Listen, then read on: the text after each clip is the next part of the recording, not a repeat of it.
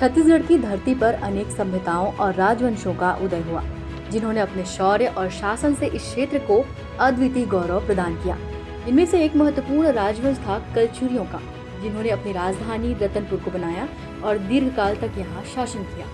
कलचुरी से लेकर आधुनिक भारत तक में मराठों ने भी छत्तीसगढ़ की राजधानी के रूप में रतनपुर से ही सारे प्रशासनिक काम किए।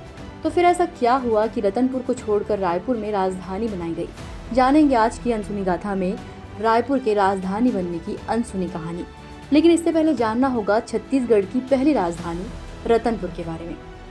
रतनपुर को कलचुरी राजा रत्नदेव प्रथम ने अपनी राजधानी बनाई। राजा रत्नदेव प्रथम के शासनकाल में लगभग 11वीं शताब्दी में यहाँ का प्रसिद्ध महामाया देवी का मंदिर बनाया गया। इस मंदिर के निर्माण के पीछे भी एक दिव्य घटना है। दरअसल राजा रत्नदेव मणिपुर गांव में शिकार के लिए गए थे। मणिपुर ही आज का रतनपुर है। राजा जब आराम करने रुके तब उन्होंने वट वृक्ष के नीचे अलौकिक प्रकाश देखा। उस दृश्य से प्रभावित होकर उन्होंने मणिपुर यानी कि रतनपुर को अपनी राजधानी बनाने का निर्णय किया और 1050 ईस्वी में महामाया देवी का भव्य मंदिर निर्मित कराया गया। ये मंदिर आज भी श्रद्धालुओं के लिए एक महत्वपूर्ण धार्मिक स्थल है। रतनपुर से रायपुर की यात्रा भी ऐतिहासिक घटनाओं से भरी है। 14वीं शताब्दी में कलचुरियों के राज्य विभाजन के परिणाम स्वरूप रायपुर नगर की स्थापना की गई।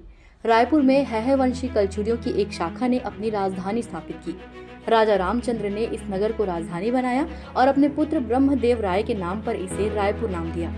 वहीं एक और थ्योरी रायपुर के नाम के पीछे है, जिसके मुताबिक राय यानी कि राजा और रायपुर यानी राजा का निवास स्थल, जिसका मतलब है रायपुर जहां राजा राज करते हैं। ये भी जनश्रुति है कि इस नगर का अस्तित्व चारों युगों में रहा। सतयुग में कनकपुर, त्रेता युग में हाटकपुर, द्वापर में कंचनपुर और कलयुग में रायपुर। रायपुर कलचुरियों के शासनकाल में एक प्रमुख नगरी के रूप में उभरी। इस क्षेत्र की सुरक्षा के लिए कलचुरियों ने एक किला बनवाया, जिसके चारों ओर तालाब और सुरंगों का निर्माण करवाया गया। ब्रह्मपुरी के पास स्थित इस किले के भग्नावशेष आज भी विद्यमान हैं। किले की सुरक्षा के लिए बनाए गए तालाबों में बूढ़ा तालाब, महाराजा बंद, कंकाली तालाब शामिल हैं। इन तालाबों और सुरंगों की कहानियां आज भी इस क्षेत्र की धरोहर का हिस्सा हैं। 18वीं शताब्दी में मराठों ने रायपुर में अपनी सत्ता स्थापित की। हैहवंशी कलचुरियों के अंतिम शासक राजा अमर सिंह देव को पद से हटाकर मराठा शासक रघुजी के पुत्र बिंबाजी को यहाँ का राजा बनाया गया। बिंबाजी ने 1758 ईस्वी में रायपुर को छत्तीसगढ़ की राजधानी बनाई। मराठा शासनकाल में रायपुर एक महत्वपूर्ण प्रशासनिक केंद्र बन गया। 1818 में जब मराठा अंग्रेज तृतीय युद्ध में मराठाओं की हार हुई, तब अंग्रेजों ने रायपुर को छत्तीसगढ़ की राजधानी बनाने का निर्णय लिया।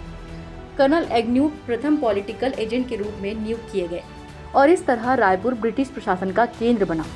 इस दौरान रायपुर के विकास के कई प्रयास किए गए और इसे एक आधुनिक नगर के रूप में स्थापित किया गया। रायपुर की सांस्कृतिक धरोहर की बात करें तो ये बेहद समृद्ध है। इस नगर की प्राचीन बसाहट खारून नदी के आसपास हुई थी, जिसे आज पुरानी बस्ती कहते हैं। यहाँ आज भी प्राचीन नगर विन्यास के अवशेष देखे जा सकते हैं। खारून नदी के तट के समीप स्थित प्राचीन ग्राम रायपुरा भी इस क्षेत्र की ऐतिहासिकता का प्रमाण है। ब्रिटिश शासन के दौरान रायपुर में कई निर्माण कार्य किए गए, जिनमें से कई आज भी हैं।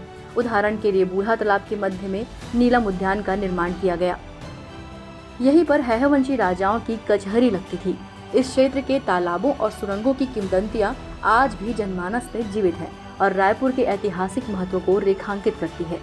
स्वतंत्रता के बाद नवंबर 2000 में छत्तीसगढ़ को एक नए राज्य के रूप में मान्यता मिली और रायपुर को इस नवगठित राज्य की राजधानी बनने का गौरव मिला।